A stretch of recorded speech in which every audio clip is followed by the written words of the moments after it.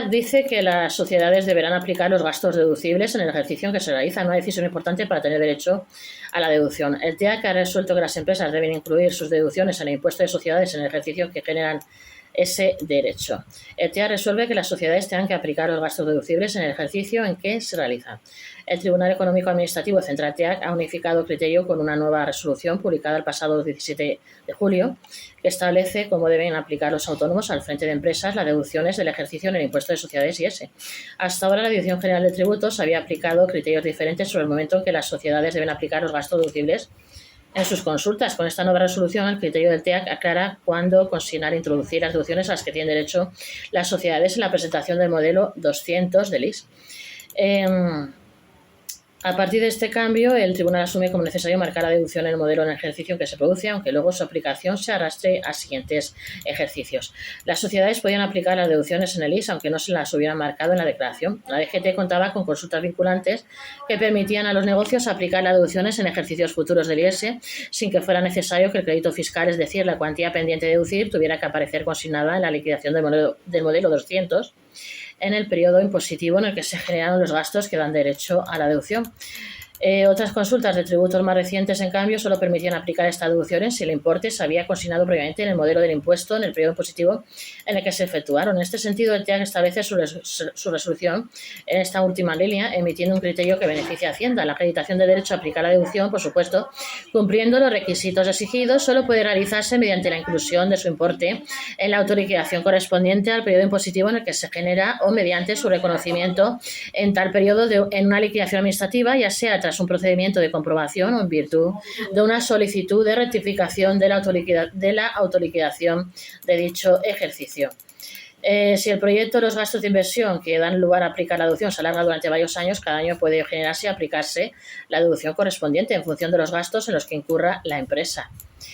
También la ley del impuesto de sociedades fija que cuando las cantidades no pueden deducirse en un ejercicio, por ejemplo, por tener pérdidas, pueden arrastrarse a los 15 años siguientes o 18 años siguientes en el caso de la deducción I+D+I.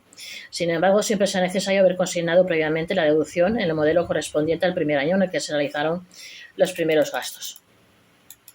Un caso práctico, la deducción por actividades de investigación y desarrollo. En la resolución del TEAC, la 1267/2025, la EAT exige consignar la deducción por actividades de investigación y desarrollo I+D+I, fijada en el artículo 35 de la Ley 27/2014, en la autoliquidación del año que se generan los gastos o inversiones que establecen la base de la deducción.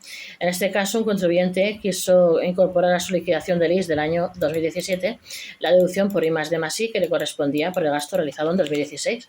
Esta aplicación del incentivo fiscal chocó con el criterio de la agencia tributaria, que consideró que debe presentarse la rectificación del ejercicio de origen en 2016.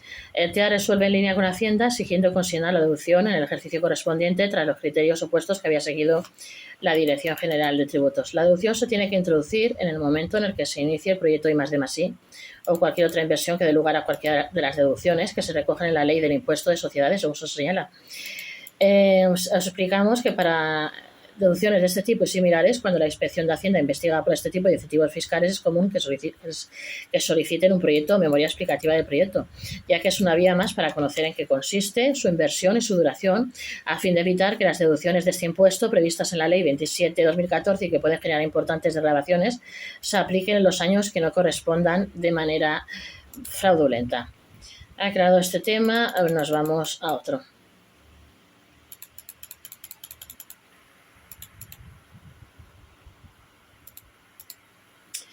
¿Qué pueden hacer los autónomos de la hostelería ante la plaga de las reservas fantasma? Las pérdidas para el restaurante pueden alcanzar el 20%.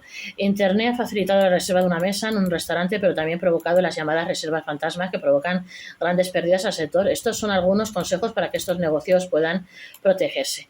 ¿Qué pueden hacer los autónomos de la hostelería para evitar las reservas fantasmas? En la hostelería, cada mesa cuenta y cuesta. Para un restaurante familiar, que un cliente reserve y no aparezca puede significar la diferencia entre salvar el día o cerrar en números rojos. Lo que muchos ven como un simple olvido, para los autónomos del sector supone un golpe directo a su facturación y a su frágil equilibrio económico. Este fenómeno, que se conoce como no-shows o reservas fantasma, puede suponer pérdidas de hasta un 20% de la facturación de un negocio. según un reciente estudio elaborado por Defoe. Un impacto económico muy relevante, especialmente para los pequeños negocios, donde cada cubierto resulta imprescindible para cubrir gastos de personal, energía y materia prima perecedera. Sin embargo, ya existen estrategias para evitar que los comensales no se presenten. Los pequeños negocios de hostelería sufren pérdidas cada vez que un cliente no se presenta. La comodidad y facilidad con la que se puede reservar una mesa en un restaurante ha traído aparejado un problema que preocupa al sector de la hostelería, los clientes que no se presentan y dejan una mesa vacía. En estos casos, además del tiempo previo de cortesía posterior en el que se dejan de servir alimentos y bebidas, puede que la pérdida sea completa para ese día y nunca lleguen a cubrirse las sillas que han quedado libres. De ahí que en un estudio elaborado en una de las principales plataformas de reservas online de restaurantes haya analizado los motivos por los que un comensal lleva a cabo esta mala costumbre, que supone unas pérdidas económicas entre un 5% y un 20% a este tipo de establecimientos. Según los datos que han obtenido durante este verano, las razones que llevan a los clientes a esta mala praxis son variados. Mientras que un 55% de los clientes admite que simplemente se despista y olvida cancelar, otro 38% culpa a imprevistos de última hora y un 7% confiesa que le da vergüenza llamar para anular. Los datos obtenidos en este análisis muestran que el problema se agrava en las zonas turísticas y durante la temporada alta. Provincias como Segovia, Menorca o Ibiza superan el 4% de ausencias frente a Vizcaya, Coruña o Murcia, que se mantienen en torno al 2,5%. Esta encuesta indica que una amplia mayoría de españoles siempre acude al restaurante cuando tenían una reserva, porque son conscientes de los daños que pueden causar a los negocios, dejando mesas vacías en el último momento. Sin embargo, un 5% también reconoció que no avisó antes de faltar. Para los hosteleros, el hecho de que no haya mala fe no cambia nada. El resultado es el mismo, una mesa vacía y pérdidas que recaen sobre negocios muchas veces familiares. Las consecuencias de una reserva fantasma son dobles. Por un lado, el daño cierto, que se traduce en alimentos comprados para el servicio que no se aprovechan o en camareros contratados para un banquete que no se necesitan. Por otro, el lucro cesante, es decir, los ingresos que dejan de entrar porque esa mesa no puede ocuparse. Aunque hay veces que el impacto económico puede minimizarse al sustituir a los comensales por otros, el representante de los hosteleros recuerda que un no-show no se puede sustituir si tienes un establecimiento que trabaja solo bajo reserva. En estos casos, una mesa que no se cubre es una mesa perdida por completo, que afecta especialmente a los negocios más pequeños con márgenes reducidos. Una mesa vacía puede hacer que todo un servicio no sea rentable. En cambio, cancelar una reserva a tiempo, incluso por un imprevisto, permite al restaurante reorganizarse y no tirar alimentos ni horas de trabajo a la basura. Los autónomos pueden aplicar fórmulas para protegerse de las reservas fantasma. Los hosteleros, sin embargo, tienen recursos para evitar que sus clientes olviden cancelar una reserva en el caso de que finalmente no puedan acudir. La misma digitalización que facilitó las reservas ofrece soluciones para gestionarlas. Enviar recordatorios automáticos por SMS o WhatsApp para confirmar asistencia, establecer depósitos o preautorizaciones con tarjeta como garantía, especialmente en banquetes y reservas de grupo, usar herramientas predictivas que identifican clientes con riesgo de no acudir, bloquear las reservas múltiples en distintos locales a la misma hora, activar listas de espera que permiten reasignar rápidamente mesas vacías, recoger datos de hábitos y frecuencia de clientes para ajustar la política de cancelaciones. Los establecimientos han podido incorporar herramientas como las confirmaciones a través de mensajes o de manera bastante automatizada y sencilla. Esto elimina una gran medida el riesgo. Algunos locales optan además por políticas de cancelación claras. Si un cliente acumula ausencias, se le pide una garantía adicional. Otros recurren a medidas más firmes como el cobro de un importe en caso de no acudir, una práctica ya común en hoteles o vuelos. La Confederación Empresarial de Hostelería de España animó en cualquier caso a los negocios a reflexionar sobre qué perjuicios les ocasionan estas ausencias y establecer medidas proporcionales, desde recordatorios digitales hasta depósitos previos adaptados a cada caso concreto. En lo que va de 2025, y gracias en parte a que muchos autónomos ya siguen esta estrategia, las ausencias han caído 4 puntos respecto al año anterior y se sitúan por debajo del 3,4% del total de reservas en plataformas digitales. Aunque la tendencia es positiva, las cifras siguen siendo elevadas en lugares de gran afluencia turística, donde el efecto de una mesa vacía es más difícil de amortiguar, tal y como señalan los hosteleros. Aunque solo fueran unas pocas, el impacto para el autónomo que la sufre puede ser mayúsculo. Los clientes deben responsabilizarse para no perjudicar a sus restaurantes favoritos. La tecnología ayuda, pero la concienciación es fundamental. El reto para los autónomos de la restauración no es solo implementar herramientas de gestión, sino también educar al cliente. Cancelar una reserva a tiempo, incluso por un imprevisto, supone un gesto de respeto hacia el negocio, que en muchos casos es el restaurante favorito del usuario, y hacia los trabajadores que dependen de que las mesas estén ocupadas. La persona que reserva debe responsabilizarse y avisar con tiempo. No hacerlo genera un daño cierto al establecimiento y, en última instancia, a toda la cadena del valor del sector. Con este tema ya aclarado, pasamos a otro de nuestros temas interesantes.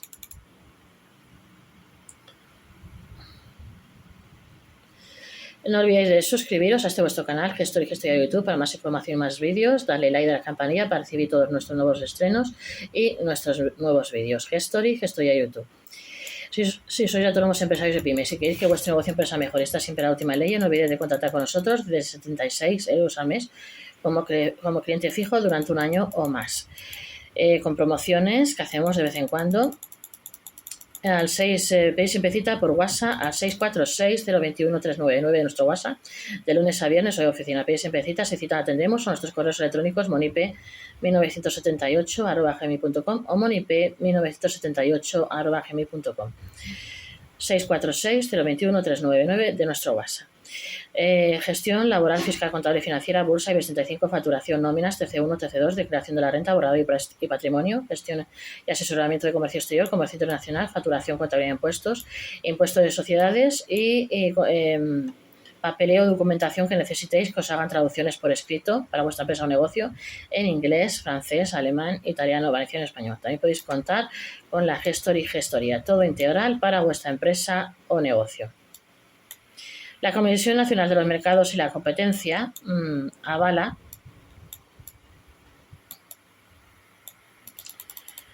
para que reduzca competencia, añade presión al gobierno para que reduzca las obligaciones de los pequeños negocios. Competencia añade presión al gobierno para que reduzca las obligaciones de los pequeños negocios. La CNMC recuerda la importancia de cambiar la definición del PYME. La Comisión Nacional de los Mercados y la Competencia avala el cambio de concepto de PYME, pero advierte que llega con más de una década de retraso y que Bruselas dispuso que se aprobará antes del fin de 2024.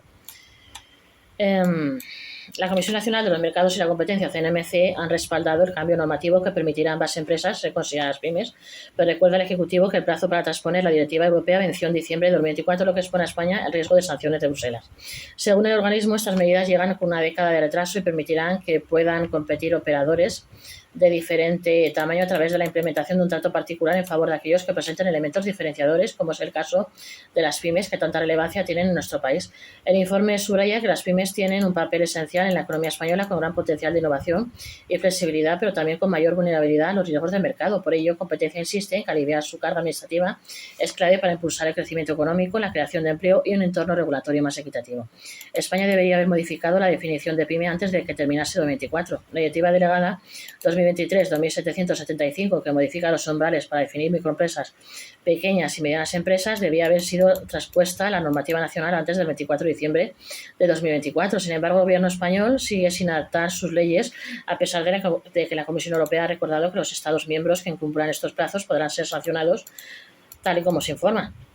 La nueva regulación eleva en torno a un 25% los límites de facturación y balance, ajustándolos a la inflación acumulada en la eurozona durante la última década. Cuando esta redefinición de las pymes está vigente, miles de negocios dejarán de estar obligados a presentar cuentas anuales extensas, someterse a auditorías costosas con un ahorro estimado por CPIME de más de 8 millones de euros con cargas administrativas y la exclusión de unas 4.200 empresas de la obligación de auditar sus cuentas. Competencia avala la reducción de cargas para las pequeñas y medianas empresas. El informe de la CNMC sobre el anteproyecto de ley que prepara el Gobierno respalda plenamente que más sociedades pueden ser consideradas pequeñas y medianas porque las pymes tienen un papel esencial con un gran potencial para la innovación y la flexibilidad, pero también con mayor vulnerabilidad a los riesgos del mercado. Por eso considera que establecer medidas de modulación para este tipo de empresas ayuda a fomentar el crecimiento económico y la creación de empleo, además de garantizar un entorno empresarial más justo. En la práctica, la nueva regulación aumentará el número de entidades que podrán formular balance y estado de cambios en el patrimonio neto, abreviados, que estarán exentas de auditoría obligatoria y que serán consideradas pymes a efectos de la Ley de Auditoría de Cuentas. La Comisión propone un mecanismo automático para evitar más retrasos, más allá de respaldar la reforma. También la CNMC también aporta algunas recomendaciones encaminadas a mejorarla. La primera tiene que ver con la capacidad de las autoridades para adaptar con agilidad los umbrales de definición de las pymes o los procesos inflacionarios, la razón de ser de este cambio normativo a nivel europeo. De hecho, la Comisión advierte de que ha transcurrido más de una década desde la aprobación de la directiva europea, pero los largos procesos legislativos, tanto comunitarios como nacionales, han llevado a que España, 12 años después, todavía no los haya aplicado. Por ello, este organismo plantea que la propia Unión Europea estudie un mecanismo de actualización automática de los criterios de tamaño empresarial cuando se den circunstancias excepcionales como una inflación elevada que afecte al conjunto de la eurozona. Con el instrumento sugerido por la CNMC, el marco regulatorio evitaría imponer más cargas a las pequeñas empresas como consecuencia del aumento de los precios. El documento recuerda que la normativa comunitaria permitía a los Estados miembros fijar los umbrales máximos, 7,5 millones de euros de balance y 15 millones de facturación, opción que España ha escogido. Sin embargo, la memoria de análisis de impacto normativo MAIN se limita a señalar que la consecuencia sería liberar un mayor número de empresas de cargas administrativas. Para la competencia, este argumento es insuficiente. La CNMC recuerda que la flexibilización puede tener también desventajas, como una menor fiabilidad de la solvencia financiera frente a inversores o terceros. Con todo el organismo se apoya en otros estudios para considerar que los beneficios superan a los riesgos, pero recomienda reforzar la justificación gubernamental de la medida y complementarla con instrumentos que minimicen esos efectos, como informes alternativos de solvencia. Competencia propone que estos cambios también permitan que las pymes reciban más ayudas. La CNMC advierte además de un tercer aspecto, el riesgo de que las modificaciones en materia contable no estén alineadas con otras regulaciones que también afectan a las pymes. Hoy por hoy, los nuevos umbrales solo aplican a efectos de contabilidad, auditoría e información de sostenibilidad. Sin embargo, en ámbitos como las ayudas de Estado se sigue aplicando la definición de pyme fijada por la recomendación de la Comisión de 2023. Esto puede generar incoherencias, ya que una empresa podría ser considerada pyme a efectos contables por cumplir con los nuevos límites y no serlo a efectos de subvenciones o programas europeos, con el consiguiente riesgo de falsear la competencia y de generar inseguridad jurídica. Por ello, Competencia plantea que si los Estados miembros aplican las márgenes de flexibilidad que permite la directiva, convendría también que la Unión Europea autorizara otras definiciones de pyme para evitar desajustes y garantizar la coordinación entre las distintas políticas comunitarias. Cuenta atrás para que el Gobierno apruebe la reforma y evite sanciones. La CNMC se suma así a la creciente lista de organismos e instituciones que reclaman al Gobierno mayor rapidez en la transposición de directivas europeas. Para evitar que Bruselas abra un expediente de infracción y sancione en nuestro país, el Ejecutivo debería aprobar la nueva denominación de pyme antes que termine el 25. Además de las multas europeas, la Administración debe cumplir también el compromiso con el tejido productivo español, formado socialmente por pequeños negocios que estos últimos 10 años han sufrido los estragos de la inflación.